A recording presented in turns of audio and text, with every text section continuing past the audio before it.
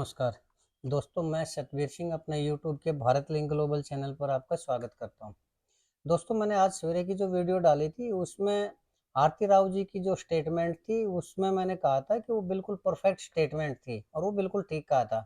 क्यों? क्योंकि उन्होंने जो पहले अपनी स्टेटमेंट दी थी उसकी प्रतिक्रिया भी आई और उसकी आलोचना भी हुई, लेकिन अब की बार शब्द वही थे, लेकिन उन्होंने जिस हिसाब से अब की बार स्टेटमेंट दी वास्तव में वो बिल्कुल सही थे। किसी में आलोचना करने की भी कहीं कोई गुंजाइश नहीं है, न किसी को आलोचना करनी चाहिए। और जिस तरीके से उन्होंने मीडिया को भी हैंडल किया उससे भी ये लगता है कि वो बिल्कुल परिपक्व राजनीतिज्ञ हैं और इसके लिए उन्हें साधुवाद देना चाहिए और मैंने दिया भी। और लेकिन मैंने दोस्तों वीडियो के लास्ट में एक चीज़ कही थी कि कुछ ऐसी चीज़ें हैं जो नहीं होनी चाहिए, तो आज हम उन्हीं के बारे में चर्चा करने चाहेंगे कि वो क्या चीज़ है जो नहीं होनी चाहिए। और ये मेरा कहने का तात्पर्य था दोस्तों, ये जो रामगढ़ भगवानपुर का जो हॉस्पिटल है का जो धरना प्रदर्शन चला हुआ उसके बारे में। तो उसके बारे में 2-3 ऐसी चीज़ें हैं दोस्तों जो मेरी नज़र में आई है और जिनके बारे में ज़रूर कहना चाहूँगा। पहली बात तो ये है कि इसके बारे में ये थोड़ा खबर मिल रही है कि राव इंद्रजीत जी है वो इस धरने को ख़त्म करवाना चाह रहे हैं। तो इसमें कोई बुरी बात नहीं है, क्योंकि कोई भी नेता है वो उसके खिलाफ जो भी धरना प्रदर्शन होता है या जो आवाज़ उठती है वो उसको कम करवाना ही चाहता है, ख़त्म करवाना ही चाह रहा है। तो ये अगर राव इंद्रजीत जी प्रयास कर रहे हैं तो ये उनके नज़रिए से तो बिल्कुल ठीक है। पर ठीक है, वो अपने खिलाफ आवाज़ को दबाना चाह रहे हैं, ख़त्म करना चाह रहे हैं, इसमें कोई वो नहीं है। लेकिन इसमें दोस्तों वो जो 2-3 मेरे पास ऑडियो रिकॉर्डिंग आई कि उसमें जो लोग प्रयास कर रहे हैं मैं उनके बारे में कहना चाहूँगा। और वो प्रयास ये कर रहे हैं कि वो लोगों को फ़ोन कर रहे हैं और फ़ोन करके ना ये कह रहे हैं कि इस धरने प्रदर्शन पर मत जाओ, कोई ऐसा गैंग है जो इसका विरोध कर सके तो उसको बताओ, हम राव इंद्रजीत जी से मिलवा दें। मतलब जो पिछली बार ऑडियो रिकॉर्डिंग थी मैं उसके बारे में कह रहा हूँ। तो ये जो प्रयास था मुझे ये लगता है कि ये उन लोगों का अनुचित प्रयास था। क्यों? क्योंकि ये जो धरना प्रदर्शन है ये हॉस्पिटल के लिए है और ये हॉस्पिटल की जो माँग है इन गाँव वालों की ये बिल्कुल भी नाजायज़ नहीं है किसी भी रूप में। ये जायज़ हॉस्पिटल और एक ये सामाजिक काम है। कल को अगर ये हॉस्पिटल बनता है तो ये पूरे समाज को फ़ायदा होगा। तो वो लोग जो आज इस आंदोलन को कम करना चाह रहे हैं वो एक तरह से समाज विरोधी कार्य कर रहे हैं और समाज के हित के लिए काम नहीं कर रहे, वो उसके विरोध में काम कर रहे हैं। तो उससे उनकी जो सामाजिक रेपुटेशन है, जो वैल्यू है वो डाउन होगी। क्यों? क्योंकि समाज की नज़रों के अंदर वो ये आ जाएँगे कि ये लोग हैं, ये समाज विरोधी हैं और कल को अगर उनको ज़रूरत पड़ेगी तो समाज भी उनका साथ नहीं देगा।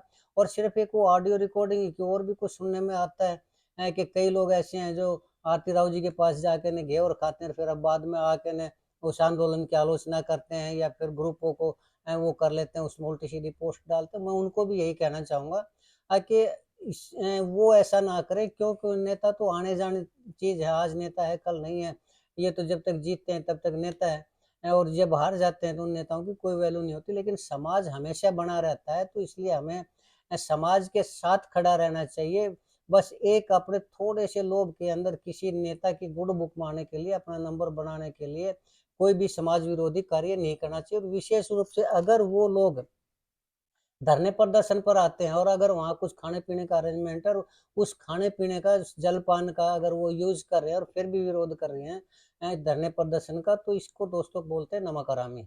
इस नमक हराम आदमी नहीं होना चाहिए, चाहे वो कोई भी हो। मैं किसी एक आदमी का नाम नहीं ले रहा, कि अगर वो वहीं पर खाता-पीता है और वहीं पर जड़ें काटता है उस चीज़ की, तो इससे बड़ा कृतघ्न और नमक हराम आदमी नहीं होता। तो कोई भी आदमी जो वहाँ बैठ के न इसका विरोध करता है, उसके खिलाफ कार्य करता है, तो वो अनुचित है। उन लोगों को ऐसा नहीं करना चाहिए, उन लोगों को इस धरने प्रदर्शन का समर्थन देना चाहिए। लेकिन अब बात करते हैं कि अगर वो लोग इस धरने प्रदर्शन को खत्म करवाना चाह रहे हैं, इसको आवाज़ को कम करना चाह रहे हैं, तो इसके लिए भी तरीका है। तो मैं दोनों को बताऊँगा, उन लोगों को भी और राव इंद्रजीत जी के बारे में। तो पहली बात तो ये है कि वो लोग जो धरने प्रदर्शन में आते भी हैं, चाहे भले ही उनके दिल में कुछ भी हो, लेकिन अगर वो वहाँ आते हैं तो वो धरना प्रदर्शन की संख्या ही बढ़ाते हैं। उससे संख्या बढ़ेगी और लोगों को उसका पॉजिटिव असर पड़ेगा कि देखो इतने लोग यहाँ धरने प्रदर्शन पर बैठे हुए हैं, भले ही उनके दिल में कुछ भी हो। लेकिन अगर वो ये चाहते हैं कि धरना प्रदर्शन ना चले और ये बंद हो जाए, खत्म हो जाए, तो सबसे पहले तो उनको यहाँ से जाना पड़ेगा। अपनी जो उपस्थिति है वो यहाँ से खत्म करनी पड़ेगी, ताकि संख्या बल जो है वो कम दिखाई दे। तो ये ज़्यादा बेटर तरीका है उन लोगों के लिए, बशर्ते कि ये कि धरने में भी बैठे रहें और उसकी काट भी करते रहें और एक तरह से समाज विरोधी कार्य भी करते रहें।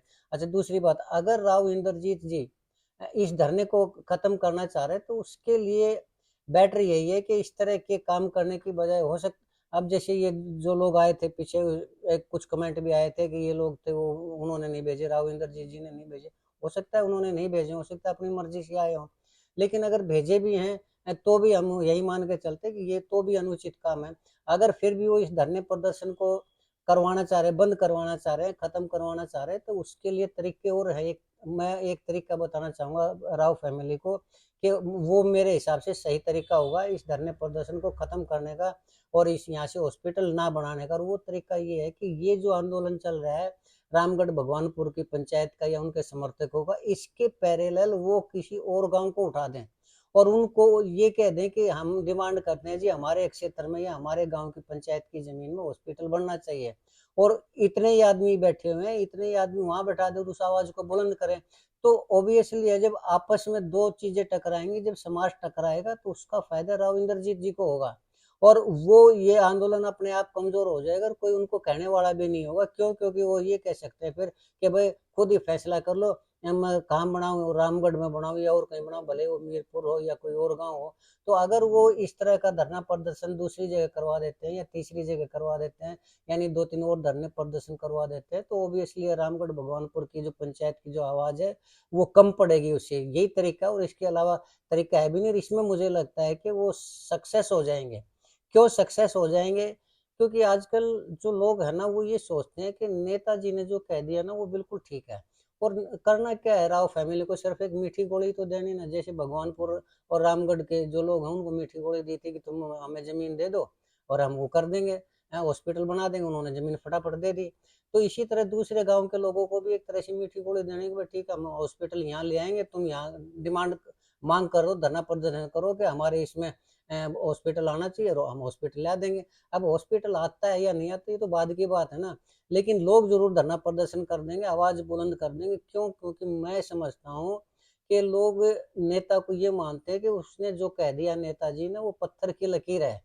चाहे वो कहीं भी का नेता हो, मैं यहाँ सिर्फ राव फैमिली की बात नहीं कर रहा, पूरे देश के नेताओं की बात कर रहा हूँ। नेता जो भी कह देता है जनता उछल के पड़ती है उसके ऊपर और ये सोचते हैं कि जो नेताजी ने कह दिया वो कह दिया। ये कोई भी नहीं सोचता कि आज के दिन नेता चाहे कोई भी हो, उनकी इतनी हैसियत ही नहीं है कि उन मतलब हैसियत तो छोड़िए, हैसियत तो हो सकती है लेकिन उनके दिल में जनता के प्रति कोई भी रहमदिली नहीं है, जनता के काम करवाने की उनके अंदर कोई वो नहीं है। उन्हें सिर्फ अपने फायदे से मतलब होता है, लोगों को इस्तेमाल करने से मतलब होता है।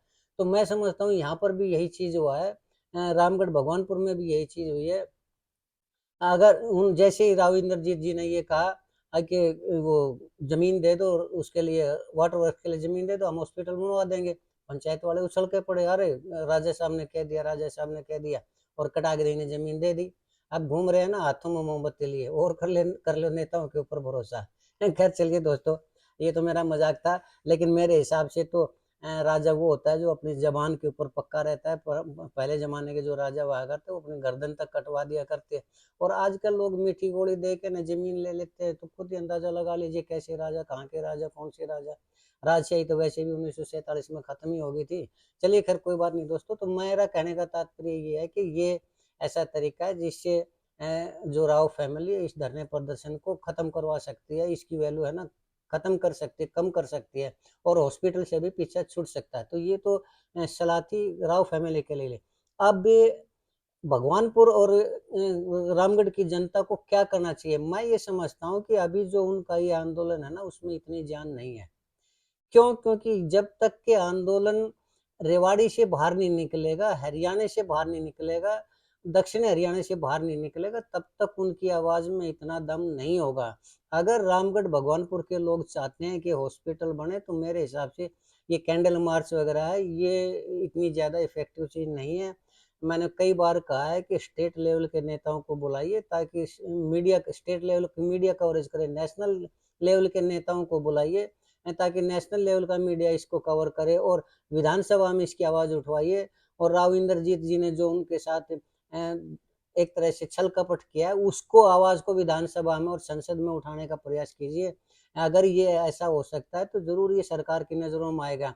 और मैंने पहले भी कहा था कि काले झंडे लेकर जब तक ये आंदोलन उग्र नहीं होगा, आक्रामक नहीं होगा, तब तक आवाज नहीं सुनी जाएगी। तो इसके लिए बेहतर यही है कि रामगढ़ भगवानपुर की जो संघर्ष समिति है वो काले झंडे लेके ने और कई टीमें बनाए, यहाँ भी नारे लगाए और रामपुरा हाउस के सामने भी कम से कम 100 आदमी बैठे हैं। और जैसे राव इंद्रजीत जी या राव आरती राव जी वो बाहर निकले, उसी तरह आवाज उनके मुर्दाबाद के नारे लगाएं, तेज आवाज में नारे लगाए और वो जहां भी जाएं उनके साथ जाएं और पूरे चलते चलते रास्ते में नारे लगाते जाएं, मुर्दाबाद के नारे लगाते जाएं। और एक टीम जो चंडीगढ़ का जो उनका वो रेजिडेंस है आरती राव जी का है, वहां पर भी एक टीम बैठे और वहां पर भी नारे लगाए ताकि ये आवाज चंडीगढ़ तक बुलंद हो सके। और साथ में मुख्यमंत्री से भी मिले बार बार लोग, राव इंद्रजीत जी को भी लेकर मुख्यमंत्री से मिले और अपनी आवाज, मैं समझता हूँ कि राव इंद्रजीत जी के कहने से या आरती राव जी के कहने से अब हॉस्पिटल नहीं बनेगा और शायद अपनी इसी कमजोरी को छुपाने के लिए वो लोग ये कह रहे हैं कि भाई हम और कहीं बना देंगे या फिर इस मामले में चुप्पी साधे हुए हैं, तो ये उनकी मजबूरी है। तो इसके लिए रामगढ़ भगवानपुर को चाहिए कि वो अपनी आवाज को इस हद तक बुलंद करे कि सरकार के कान भी खुले, राव इंद्रजीत जी को भी एहसास हो, आरती राव जी को भी एहसास हो कि उन लोगों ने चीटिंग करके ने गलत किया है रामगढ़ भगवानपुर के साथ। और जितनी ज्यादा बुलंद आवाज होगी, जितना ज्यादा विरोध होगा, किसी भी अगर कोई भी कार्य, सामाजिक कार्य भी अगर वो करते हैं, अगर किसी फंक्शन में जाते हैं राव इंद्रजीत जी, आरती राव जी, तो उस फंक्शन का भी घेराव करें और उसके चारों तरफ खड़े होकर मुर्दाबाद के नारे लगाएं ताकि उनको ये एहसास हो कि हॉस्पिटल तो बनवाना ही बनवाना पड़ेगा। इतनी बुलंद आवाज हो रामगढ़ भगवानपुर की, तभी ये हॉस्पिटल बन सकता है। अदरवाइज मुझे नहीं लगता कि खाली कैंडल मार्च से ये हॉस्पिटल बन जाएगा। उसके लिए आक्रामक तो आंदोलन को करना ही करना पड़ेगा। लेकिन एक चीज का ध्यान जरूर रखें कि आंदोलन में हिंसा ना हो किसी तरह की। जिस दिन भी हिंसा हो जाएगी आंदोलन में, उसी दिन समाज के लोग पीछे हट जाएंगे और कानून के दुश्मन हो जाओगे। इसलिए शांतिप्रिय तरीके से करें, लेकिन आवाज को बुलंद करें और काले झंडे लेकर और विरोध करके न तब तक नहीं करेंगे जब तक पीछा नहीं करेंगे। जहां भी राव इंद्रजीत जी, आरती राव जी जाती है, वहीं पर उनका घेराव करें, वहीं पर उनका विरोध करें, वहीं पर काले झंडे लेके न मुर्दाबाद के नारे लगाएं, तब तो कुछ फर्क पड़ सकता है। और सरकार से मिलना बहुत जरूरी है, मुख्यमंत्री से मिलना बहुत जरूरी है और उनको राव इंद्रजीत जी की चीटिंग के बारे में बताना पड़ेगा ताकि उनको भी ये लगे, क्योंकि सरकार तो चाहती है कि कोई ना कोई राव इंद्रजीत जी के खिलाफ कोई मिले मामला और वो उसके ऊपर एक्शन लें। तो कम से कम सरकार को बताएं सारा और सरकार से डिमांड करें, मुख्यमंत्री नायब सैनी जी से डिमांड करें, राव नरबीर जी को अपनी ताकत का एहसास करवा के उनको ये एहसास करवाएं कि हाँ भाई जनता यहाँ पर है, जनता की आवाज यहाँ पर है, ताकि वो भी सरकार से मांग कर सके। तो ये तरीका है, और कोई तरीका नहीं है रामगढ़ भगवानपुर के लिए। ये तरीका अपनाएंगे तो मुझे लगता है कि ये हॉस्पिटल ये बन सकता है। और रही बात राव इंद्रजीत जी की, आरती राव जी की, तो अगर वो इस को धरने प्रदर्शन को फेल करना चाह रहे हैं और अगर इनको वो नहीं बनवाना चाह रहे, तो दूसरे गांव के लोगों को धरना प्रदर्शन के लिए तैयार करना होगा और उनको भी इन्हीं के पैरेलल खड़ा होना पड़ेगा। लेकिन ये चीज का ध्यान रख लेना कि ये आने वाले टाइम में उनके लिए घातक होगी। क्यों? क्योंकि समाज विरोधी कार्य कोई भी है वो नेता के लिए नुकसानदायक होता है। आज वो कर तो सकते हैं, लेकिन ये आरती राव जी के भविष्य के लिए नुकसानदायक रहेगा। तो इसलिए ज्यादा बेटर यही है कि हॉस्पिटल की मांग ही करनी चाहिए सरकार से। अगर सरकार राव इंद्रजीत जी की नहीं सुनती, आरती राव जी की नहीं सुनती, तो वो धरने में आए, लोगों को समझाए कि उनके हाथ में बात नहीं है और उनके साथ मिलके न लोग सरकार से मांग करें, उनको हॉस्पिटल बनवाए। तो ये ज्यादा बेटर तरीका है। इसके बजाय अगर वो इधर उधर के हथकंडों को अपनाए या और कोई कार्य करे, वो लोग जो इस धरने प्रदर्शन में बैठकर खाते पीते हैं और इसी का विरोध करते हैं, तो नमक हराम आदमी के खिलाफ तो ईश्वर भी खड़ा होता है, समाज तो होता ही होता है। तो मैं इतना ही कहना चाहूँगा दोस्तों, इससे ज़्यादा और कुछ कहने का फ़ायदा भी नहीं है। तो मुझे उम्मीद है कि आपको मेरा ये वीडियो पसंद आया होगा। अगर आपको लगता है कि मैं सही हूँ तो आप मेरे वीडियो को लाइक करें, शेयर करें और कमेंट करें दोस्तों। और अगर आपको लगता है कि ये तरीका ठीक नहीं है, तो भी कमेंट करके और कोई बेटर तरीका हो तो वो समझाएं यहाँ पे, ताकि मैं उसके साथ हो सकूँ।